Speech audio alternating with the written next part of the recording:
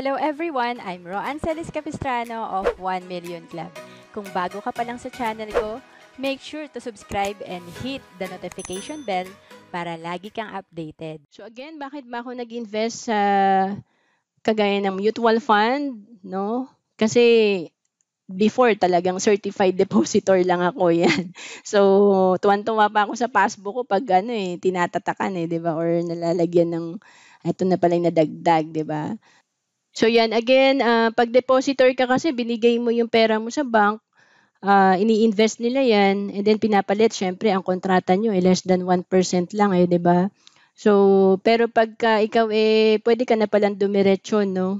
Dadaan ka ng mutual fund company, tapos pag nag-invest sila na same din sa pinaglalagyan ng bangko, kung kumita ng 12% dahil shareholder ka, no? Diretso na, no? Na ikaw ang kikita ng 12%, no?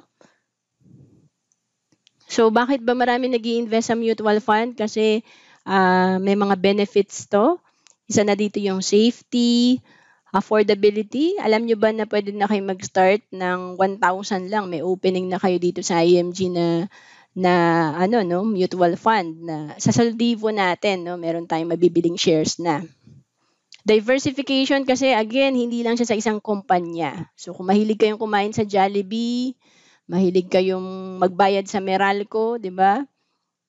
Mahilig kayong mag-aircon, 'di ba? So yan, may investment po tayo sa mga top corporations. Liquidity kasi in 7 days, no, pwede nating i-convert sa cash. Ang tawag doon redemption kung nangailangan tayo ng pera. Pero again, dapat long term pag mag-i-invest tayo.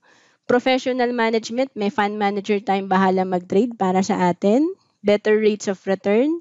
Totoo yan, no? Kasi may investment din kami sa stocks and sa mutual fund. Pag i-compare talaga, negative kami sa stocks, sa mutual fund. Kahit papaano, dahil natututukan ng mga fund manager, medyo naiiwasan natin yung malaking lugi. Di ba? So, tax exemption, no? Para ma-encourage pa tayong mag-invest.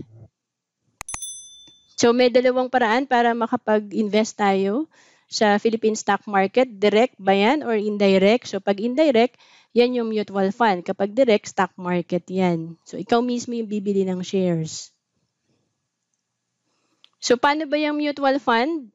Again, may mutual fund company. Pag naglagay tayo ng pera, no, ito yung mga investor.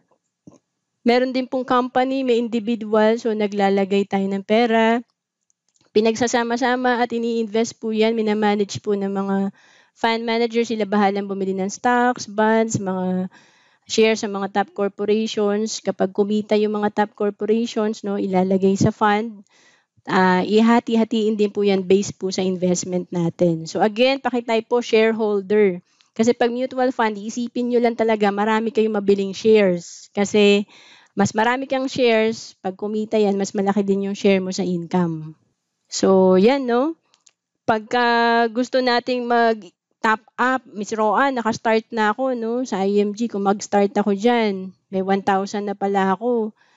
Paano yan? Kailangan ba dagdagan yan ng every month? Ganyan. So, for as low as 20 pesos po, pwede nyo nang dagdagan yung investment nyo sa IMG. And kung gusto nyo, araw-araw, no, kung 20 pesos, no?